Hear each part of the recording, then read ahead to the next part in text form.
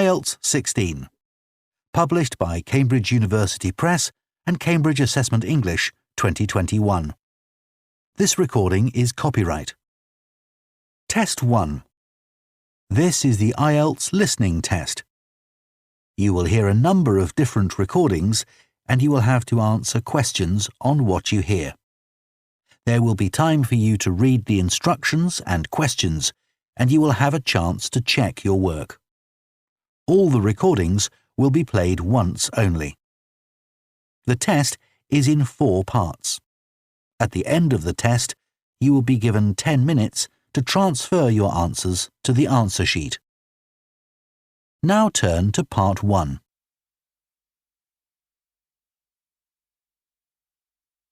Part 1. You will hear a man phoning to find out about some children's engineering workshops.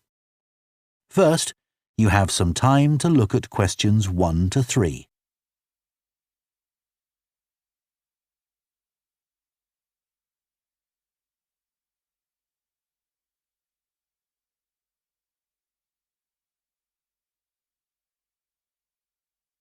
Now listen carefully and answer questions 1 to 3. Hello, Children's Engineering Workshops. Oh, hello. I wanted some information about the workshops in the school holidays. Sure. I have 2 daughters who are interested. The younger one's Lydia. She's 4. Do you take children as young as that? Yes, our tiny engineers workshop is for 4 to 5-year-olds. What sorts of activities do they do? All sorts. For example, they work together to design a special cover that goes round an egg, so that when it's inside, they can drop it from a height and it doesn't break. Well, sometimes it does break, but that's part of the fun. Right. And Lydia loves building things. Is there any opportunity for her to do that? Well, they have a competition to see who can make the highest tower. You'd be amazed how high they can go. Right. But they're learning all the time as well as having fun. For example, one thing they do is to design and build a car that's attached to a balloon, and the force of the air in that actually powers the car and makes it move along. They go really fast too. Okay, well, all this sounds perfect. Before you hear the rest of the conversation, you have some time to look at questions 4 to 10.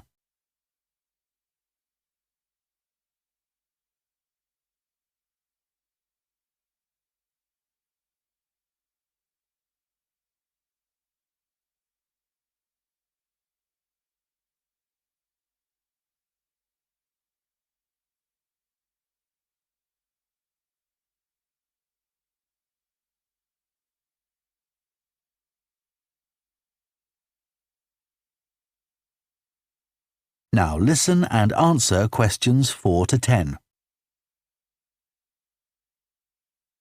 Now, Carly, that's my older daughter, has just had her 7th birthday. So, presumably, she'd be in a different group. Yes, she'd be in the junior engineers. That's for children from 6 to 8. And do they do the same sorts of activities? Some are the same, but a bit more advanced.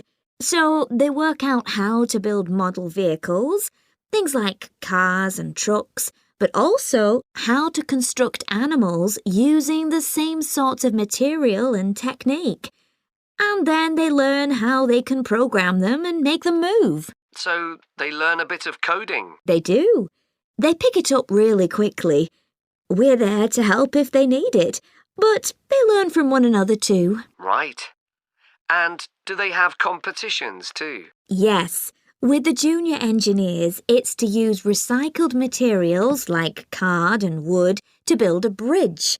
And the longest one gets a prize. That sounds fun. I wouldn't mind doing that myself. Then they have something a bit different, which is to think up an idea for a 5-minute movie and then film it using special animation software. You'd be amazed what they come up with. And of course, that's something they can put on their phone and take home to show all their friends. Exactly. And then they also build a robot in the shape of a human, and they decorate it and program it so that it can move its arms and legs. Perfect. So, is it the same price as the tiny engineers? It's just a bit more, £50 for the 5 weeks. And are the classes on a Monday too? They used to be, but we found it didn't give our staff enough time to clear up after the first workshop, so we moved them to Wednesdays. The classes are held in the morning from 10 to 11. OK. That's better for me, actually. And what about the location? Where exactly are the workshops held? They're in Building 10A. There's a big sign on the door. You can't miss it. And that's in Fradston Industrial Estate. Sorry? Fradston. That's F-R-A-D-S-T-O-N-E.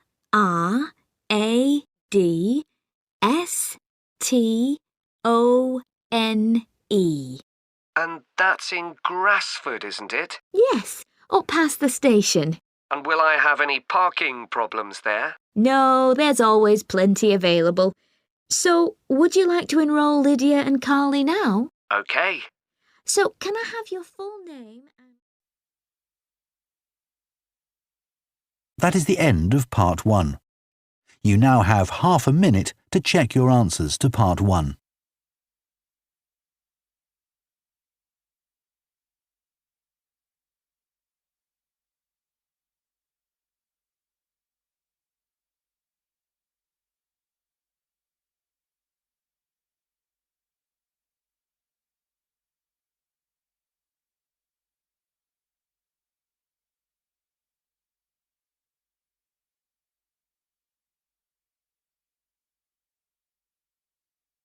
Part 2. You will hear the managing director of a company called Stevenson's welcoming a group of work experience students. First, you have some time to look at questions 11 to 14.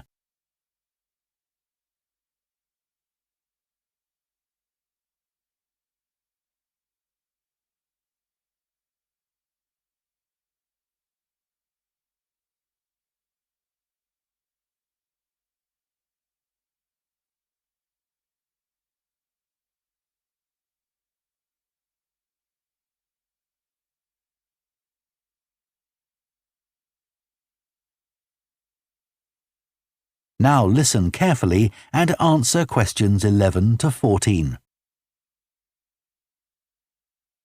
Good morning everyone and welcome to Stevenson's, one of the country's major manufacturers of metal goods. Thank you for choosing us for your 2 weeks of work experience. My name is Julia Simmons and since the beginning of this year I've been the managing director. Stevenson's is quite an old company. Like me, the founder, Ronald Stevenson, went into the steel industry when he left school. That was in 1923. He set up this company when he finished his apprenticeship in 1926, although he actually started making plans 2 years earlier in 1924. He was a very determined young man. Stevenson's long-term plan was to manufacture components for the machine tools industry, although in fact that never came about, and for the automotive industry, that is cars and lorries. However, there was a delay of 5 years before that happened, because shortly before the company went into production, Stevenson was given the opportunity to make goods for hospitals and other players in the healthcare industry. So that's what we did for the first 5 years. Over the years, we've expanded the premises considerably. We were lucky that the site is big enough, so moving to a new location has never been necessary. However, the layout is far from ideal for modern machinery and production methods, so we intend to carry out major refurbishment of this site over the next 5 years. I'd better give you some idea of what you'll be doing during your 2 weeks with us, so you know what to expect. Most mornings you'll have a presentation from one of the managers to learn about their department, starting this morning with research and development. And you'll all spend some time in each department, observing what's going on and talking to people, as long as you don't stop them from doing their work altogether. In the past, a teacher from your school has come in at the end of each week to find out how the group were getting on, but your school isn't able to arrange that this year. Before you hear the rest of the talk, you have some time to look at questions 15 to 20.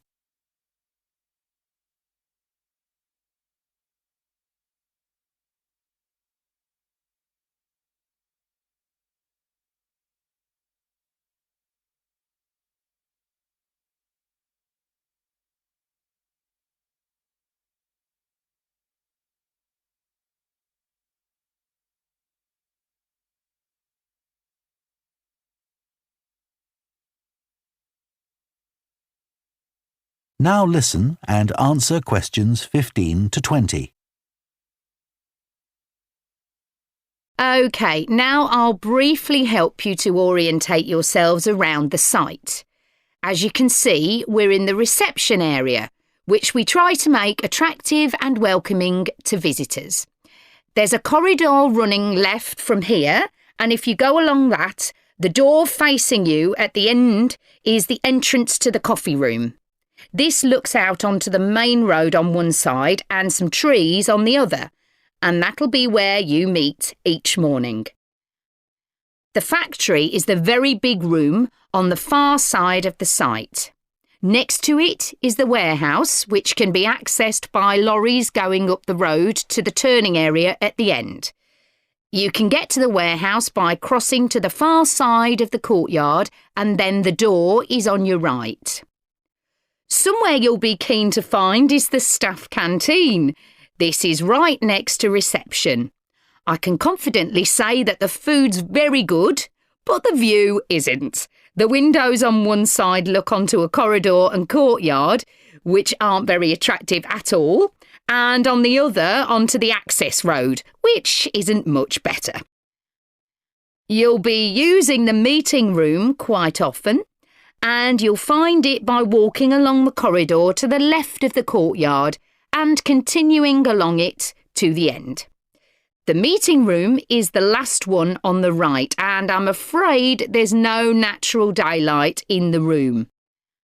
Then you'll need to know where some of the offices are. The Human Resources Department is at the front of this building, so you head to the left along the corridor from reception, and it's the second room you come to. It looks out onto the main road. And finally, the boardroom, where you'll be meeting sometimes. That has quite a pleasant view, as it looks out onto the trees. Go along the corridor past the courtyard, right to the end. The boardroom is on the left, next to the factory. OK, now, are there any questions before we move? That is the end of Part 2. You now have half a minute to check your answers to Part 2.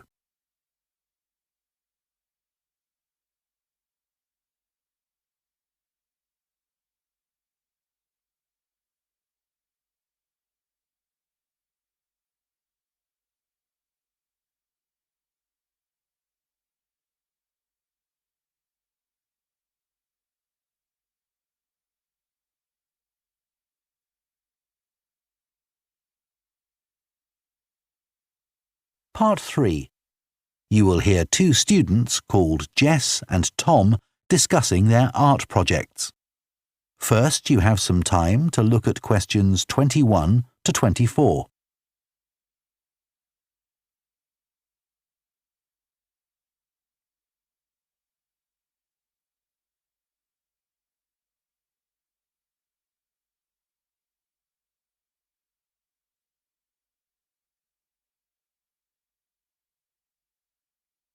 Now listen carefully and answer questions 21 to 24. How are you getting on with your art project, Tom? OK. They gave us the theme of birds to base our project on, and I'm not really all that interested in wildlife, but I'm starting to get into it. I've pretty well finished the introductory stage. So have I. When they gave us all those handouts with details of books and websites to look at, I was really put off. But the more I read, the more interested I got. Me too. I found I could research so many different aspects of birds in art. Colour, movement, texture. So I was looking forward to the bird park visit. What a letdown. It poured with rain and we hardly saw a single bird. Much less use than the trip to the Natural History Museum. Yeah. I liked all the stuff about evolution there. The workshop sessions with Dr. Fletcher were good too, especially the brainstorming sessions. I missed those because I was ill. I wish we could have seen the projects last year's students did. I suppose they want us to do our own thing, not copy. Have you drafted your proposal yet? Yes, but I haven't handed it in. I need to amend some parts. I've realised the notes from my research are almost all just descriptions. I haven't actually evaluated anything, so I'll have to fix that. Oh, I didn't know we had to do that. I'll have to look at that too. Did you do a timeline for the project? Yes, and a mind map. Yeah, so did I. I quite enjoyed that. But it was hard having to explain the basis for my decisions in my action plan. What? You know, give a rationale. I didn't realise we had to do that. OK, I can add it now. And I've done the video diary presentation and worked out what I want my outcome to be in the project. Someone told me it's best not to be too precise about your actual outcome at this stage, so you have more scope to explore your ideas later on. So I'm going to go back to my proposal to make it a bit more vague. Really? OK, I'll change that too then. Before you hear the rest of the discussion, you have some time to look at questions 25 to 30.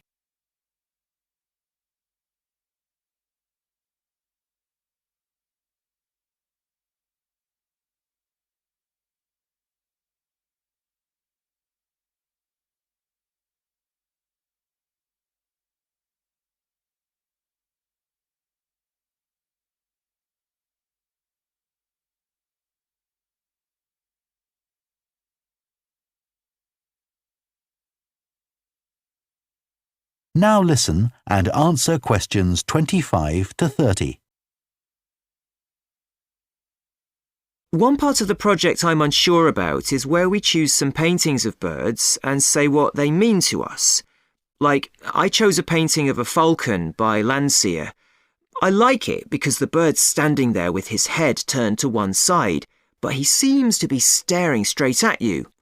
But I can't just say it's a bit scary, can I? You could talk about the possible danger suggested by the bird's look. Oh, OK. There's a picture of a fish hawk by Audubon I like. It's swooping over the water with a fish in its talons and with great black wings which take up most of the picture. So you could discuss it in relation to predators and food chains? Well, actually, I think I'll concentrate on the impression of rapid motion it gives. Right. Do you know that picture of a kingfisher by Van Gogh? It's perching on a reed growing near a stream. Yes, it's got these beautiful blue and red and black shades. I've actually chosen it because I saw a real kingfisher once when I was little. I was out walking with my grandfather and I've never forgotten it. Oh, so we can use a personal link? Sure. OK. There's a portrait called William Wells. I can't remember the artist, but it's a middle-aged man who's just shot a bird. And his expression and the way he's holding the bird in his hand suggests he's not sure about what he's done. To me, it's about how ambiguous people are in the way they exploit the natural world. Interesting. There's Gauguin's picture via a Matty. He did it in Tahiti. It's a woman with a white bird behind her that is eating a lizard. And what I'm interested in is what idea this bird refers to. Apparently, it's a reference to the never-ending cycle of existence. Wow. I chose a portrait of a little boy, Giovanni de' Medici. He's holding a tiny bird in one fist. I like the way he's holding it carefully so he doesn't hurt it. Oh, right. That is the end of Part 3. You now have half a minute to check your answers to Part 3.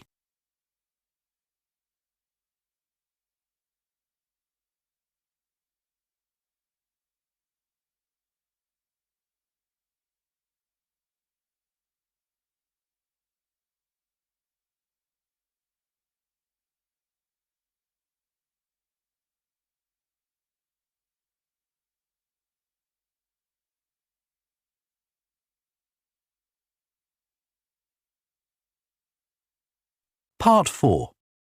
You will hear a professor of philosophy giving a talk on the ancient philosophy of Stoicism. First, you have some time to look at questions 31 to 40.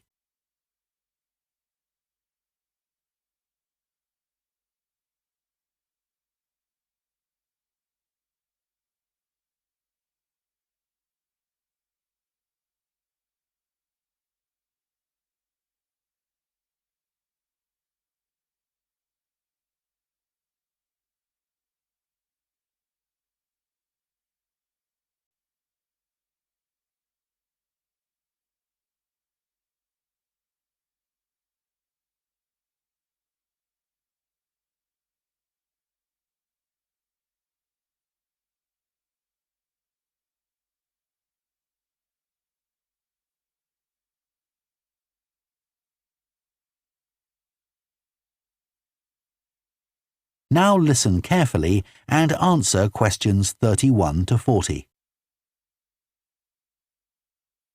Ancient philosophy is not just about talking or lecturing or even reading long, dense books.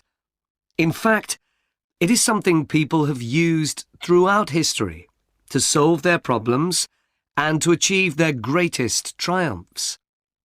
Specifically, I am referring to Stoicism, which in my opinion is the most practical of all philosophies and therefore the most appealing. Stoicism was founded in ancient Greece by Zeno of Citium in the early 3rd century BC, but was practiced by the likes of Epictetus, Cato, Seneca, and Marcus Aurelius. Amazingly, we still have access to these ideas, despite the fact that the most famous Stoics never wrote anything down for publication. Cato definitely didn't. Marcus Aurelius never intended his meditations to be anything but personal. Seneca's letters were, well, letters, and Epictetus's thoughts come to us by way of a note-taking student. Stoic principles were based on the idea that its followers could have an unshakable happiness in this life, and the key to achieving this was virtue. The road to virtue, in turn, lay in understanding that destructive emotions like anger and jealousy are under our conscious control. They don't have to control us, because we can learn to control them. In the words of Epictetus, external events I cannot control, but the choices I make with regard to them I do control. The modern-day philosopher and writer Nassim Nicholas Taleb defines a Stoic as someone who has a different perspective on experiences which most of us would see as wholly negative. A Stoic transforms fear into caution, pain into transformation, mistakes into initiation, and desire into undertaking.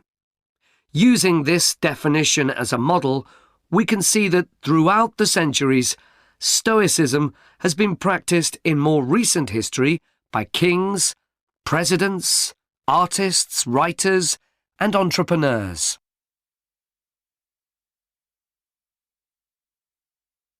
The founding fathers of the United States were inspired by the philosophy. George Washington was introduced to Stoicism by his neighbours at age 17, and later put on a play based on the life of Cato to inspire his men. Thomas Jefferson kept a copy of Seneca beside his bed. Writers and artists have also been inspired by the Stoics. Eugene Delacroix, the renowned French Romantic artist, known best for his painting Liberty Leading the People, was an ardent Stoic, referring to it as his consoling religion. The economist Adam Smith's theories on capitalism were significantly influenced by the Stoicism that he studied as a schoolboy, under a teacher who had translated Marcus Aurelius's works. Today's political leaders are no different, with many finding their inspiration from the ancient texts. Former US President Bill Clinton rereads Marcus Aurelius every single year, and many have compared former President Obama's calm leadership style to that of Cato.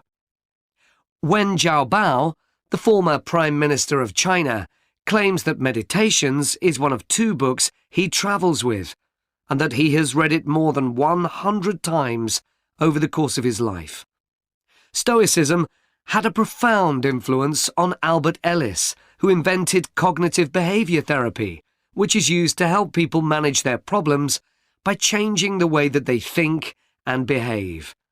It's most commonly used to treat depression. The idea is that we can take control of our lives by challenging the irrational beliefs that create our faulty thinking, symptoms, and behaviours by using logic instead. Stoicism has also become popular in the world of business. Stoic principles can build the resilience and state of mind required to overcome setbacks, because Stoics teach turning obstacles into opportunity, a lesson every business entrepreneur needs to learn. I would argue that studying Stoicism is as relevant today as it was 2,000 years ago, thanks to its brilliant insights into how to lead a good life. At the very root of the thinking, there is a very simple way of living. Control what you can and accept what you can't. This is not as easy as it sounds and will require considerable practice. It can take a lifetime to master. The Stoics also believed the most important foundation for a good and happy life is not money, fame, power, or pleasure, but having a disciplined and principled character, something which seems to resonate with many people today. That is the end of Part 4. You now have 1 minute to check your answers to Part 4.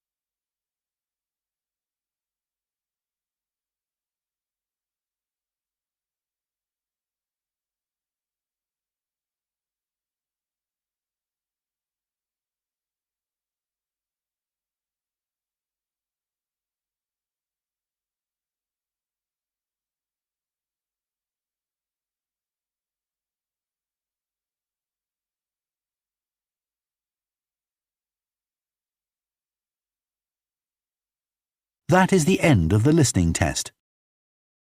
In the IELTS test, you would now have 10 minutes to transfer your answers to the answer sheet.